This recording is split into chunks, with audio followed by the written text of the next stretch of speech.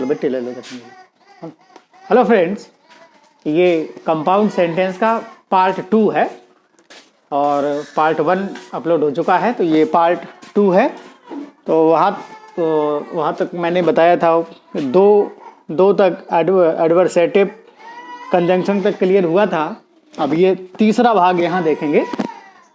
तो जिन भाई बंधुओं ने पार्ट फर्स्ट नहीं देखा है तो उनको पार्ट फर्स्ट पहले कंपाउंड सेंटेंस का देखना है, पार्ट सेकंड बाद में देखना है।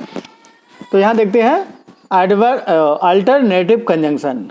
अल्टरनेटिव कंजंक्शन का मतलब होता है वैकल्पिक संयोजक, जिसका हिंदी अर्थ होता है वैकल्पिक संयोजक। इसके अंतर्गत जो कंजंक्शन आते हैं वो आइदर और, नीदर नॉर, एल्स, अदरवाइज और एक्सेट्रा।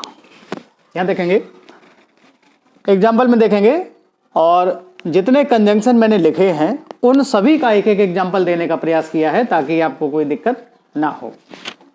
तो देखते हैं, ईदर टेक दिस बुक, या तो इस किताब को ले लो और लीव इट। नहीं, कभी कभी होता है हम स्टेशनरी पे जाते हैं और किताबें देखते हैं, तो यानी कहने का तात्पर्य यही है कि या तो इस किताब को ले लो या छोड़ दो। और ये आइदर और का प्रयोग हुआ है, आप देख रहे हैं इधर पे अंडरलाइन किया गया है, डॉट डॉट डॉट की जगह पे टेक दिस बुक आया है और ये और आ गया है, तो ये इस प्रकार से बनता है। आगे देखते हैं नीदर नॉर, इसको इधर और नीदर नॉर पढ़ते हैं। तो नीदर ही, ना तो वह, नॉर हिज फादर, ना उसके पिता, ज्वाइंड द पार्टी, मतलब ना वह और ना ही उसके पिता ने पार्टी को ज्वाइन किया। ऐसी कंडीशन में नीदर नॉर का प्रयोग होता है और ये निगेटिव अर्थ देता है। इधर और, नीदर नॉर, इधर और पॉजिटिव है, नीदर नॉर निगेटिव अर्थ देता है। तो यहाँ तक क्लियर हो गया है। इसके बाद आया है इल्स या अदरवाइज। तो यहाँ देखते हैं, वर्क हार्ड, कठिन परिश्रम करो, अदरवाइज अन्यथा, इल्स अन्यथा। मैंने दोनों को एक साथ लिया है क्योंकि दोनों का अर्थ लगभग एक ही रहता है, वर्क हार्ड, अदरवाइज या इल्स यू विल फेल। कठिन परिश्रम करो नहीं तो फेल हो जाओगे, यू विल फेल या यू विल बी फेल्ड, ऐसे भी बन सकता है। तो ये पैसे में चला जाएगा। आगे देखते हैं एलेटिव कंजंक्शन। एलेटिव कंजंक्शन क्या होता है?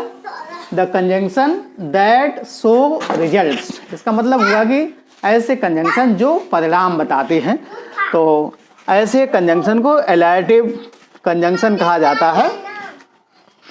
इसके अंतर्गत आप देखेंगे सो मिलेगा, therefore, hence, for, consequently, etcetera.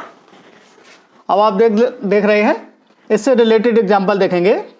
He is poor, वह गरीब है, सो इसलिए, परिणाम निकल के क्या आया? इसलिए, सो इसलिए, ही कैन नॉट पे द फीस, वह गरीब है इसलिए फीस है वो डिपॉजिट नहीं कर सकता। तो ये रीजन निकल के आया है, परिणाम निकल के आया है।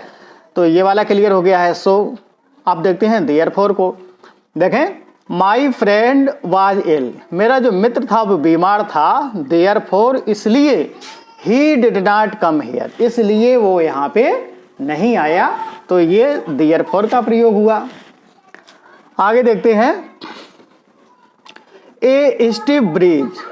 स्टिफ मीन्स कठोर होता है, मतलब जो मन को अच्छी ना लगे। और स्टिफ ब्रीज मतलब जो वायु कैसी थी? कठोर थी, मन को अच्छी नहीं लगती थी। And hence a high wind chill, लेकिन यहाँ तक हाई विंड चिल, लेकिन वो जो हवा थी वो बहुत ही अत्यधिक ठंडी थी। कहने मतलब मन को सुहावती नहीं थी लेकिन बहुत ही ठंडी थी। तो ये हो गया है हैंस का।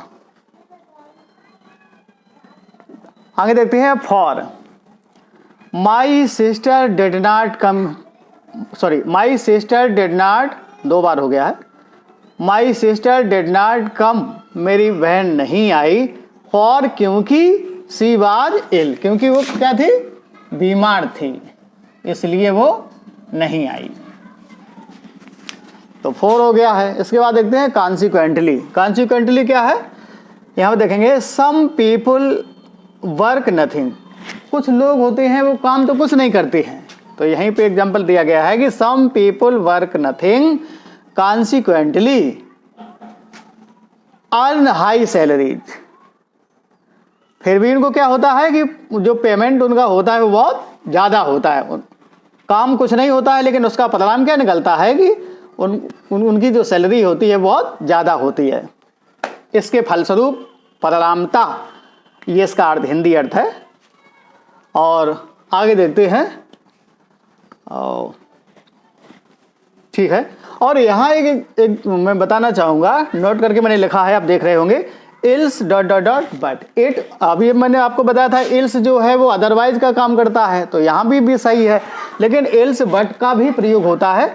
तो आप यहाँ मैंने नोट करके बताने का प्रयास किया है। तो आप देखेंगे वी पे इल्स एवरीबडी, ये एग्जाम्पल बता रहा है कि हम वी पे इल्स एवरीबडी, यहाँ तक कि हम सभी को पे करते हैं। बट आई डू नॉट पे माई सेल्फ, लेकिन हम कभी खुद को पे नहीं करते, खुद को पे नहीं करते। यहाँ खुद को पे का मतलब होता है जो हम गलत काम करते हैं कभी हम उसको पे नहीं करते हैं। पे का मतलब पश्चाताप नहीं करते हैं उसका, ठीक है, इस भाव में है। तो वी पे इल्स एवरीबडी, यहाँ तक कि हम सभी को पे करते हैं। बट इल्स बट है, तो बट इल्स यहाँ पे, बट यहाँ पे I don't pay my self, लेकिन खुद को कभी पे नहीं करते हैं। आगे देखते हैं। और मैंने आपको बताया था कि जो कोऑर्डिनेट कंजंक्शन है वो 4 प्रकार से बनता है। फर्स्ट पार्ट में मैंने ये बात बताई थी, वहाँ पे कोऑर्डिनेट कंजंक्शन 4 भागों में बढ़ता है, कुमुलेटिव, अल्टरनेटिव, एडवर्सेटिव, एलेटिव। और ये तो 4 प्रकार हो गए। और अगला भाग क्या था, by using of relative pronoun या रिलेटिव एडवर्ब। ये बात मैंने वहाँ बताई थी, तो इसको भी यहाँ पे क्लियर किया गया है। देख लेते हैं, एग्जाम्पल के माध्यम से देखते हैं। आई मेट आलोक, मैं आलोक से मिला। हु जो या जिसने, who gave me a book, a mobile. I met Alok, मैं आलोक से मिला। Who gave me a mobile, जिसने मुझे क्या दिया, एक मोबाइल दिया। तो यहाँ पे आप देखते हैं आलोक है, आलोक के एंटीसीडेंट के हिसाब से हु आया है, और ये रिलेटिव प्रोनाउन का एग्जाम्पल है। लेकिन इसको कोऑर्डिनेट कंजंक्शन के द्वारा भी बनाया जा सकता है, जैसे I met Alok and he gave me a mobile. मैं आलोक से मिला और उसने मुझे एक फोन दिया या मोबाइल दिया। तो यहाँ पे आप देख सकते हैं एंड ही, ये कंजंक्शन का काम कर रहा है, और कंजंक्शन के अंतर्गत कोऑर्डिनेट कंजंक्शन बन रहा है। यहाँ पे रिलेटिव प्रोनाउन बन रहा है। दोनों क्लियर हैं। आगे देखते हैं, Devdutt shot the bird. Devdutt shot the bird, Devdutt ने पक्षी को मारा। विच फ्लू अवे, जो उड़ गया, घायल होकर के उड़ गया। आपने the swan and the kind prince ऐसी कहानी सुनी होगी, उसमें उसी से एग्जाम्पल को लिया गया है। Devdutt shot the bird, Devdutt ने पक्षी मारा। विच फ्लू अवे, जो घायल अवस्था में होते हुए उड़ गया। अब इसको देखते हैं विच। अब यहाँ पे देखते हैं विच फ्लू अवे, विच फ्लू अवे, ये वाला। तो ये रिलेटिव क्या बना, रिलेटिव एडवर्ब बन रहा है। लेकिन यहाँ से अगर करेंगे तो इसके हिसाब से रिलेटिव प्रोनाउन बन रहा है, क्योंकि वर्ड के हिसाब से विच आया है, और यहाँ एनिमेट है, इस वजह से हु आया है आलोक के लिए। क्लियर। तो यहाँ पे ऐसे भी बन सकता है, कंजंक्शन के माध्यम से देखेंगे तो अर्थ क्या निकलेगा, Devdutt shot the bird, Devdutt ने पक्षी को मारा। एंड इट फ्लू अवे, और वह उड़ गया। इट आया है पक्षी के लिए। आगे देखते हैं। Last year we went to Kanpur, पिछले गत वर्ष हम कानपुर गए। वेयर, जहाँ पे। अब यहाँ पे रिलेटिव क्या बनना है, रिलेटिव एडवर्ब बन रहा है। इधर से देखेंगे तो रिलेटिव प्रोनाउन बन रहा है। ठीक है। अब इसके पहले मैंने आपको सबऑर्डिनेट पार्ट 3 में मैंने एडवर्ब क्लास बताया था। एडवर्ब क्लास जो होता है वो 9 प्रकार से काम करता है। Time, place, cause, purpose, comparison, contrast, result, condition, manner. ये मैंने पार्ट 3 में बात बताई है। अगर आप और अच्छे से जानना चाहते हैं तो वो भाग जो मैंने डाले हैं वो सारे ही देखने पड़ेंगे, तब आपको अच्छे से समझ में आएगा, फिर आपको कोई किताब पढ़ने की आवश्यकता नहीं रहेगी, ऐसा मेरा मानना है। I hope that. तो last year we went to Kanpur where we stayed for 2 days, जहां पर मैं 2 दिनों तक रुका। तो ये रिलेटिव एडवर्ब से भी बना है और रिलेटिव और कोऑर्डिनेट कंजंक्शन के माध्यम से भी बन सकता है। तो आप देख सकते हैं last year we went to Kanpur and there we stayed for 2 days, ऐसे भी अर्थ निकल रहा है। कोऑर्डिनेट कंजंक्शन का प्रयोग करके बना लो या रिलेटिव एडवर्ब या रिलेटिव प्रोनाउन का प्रयोग करके इन वाक्यों को बनाया जा सकता है।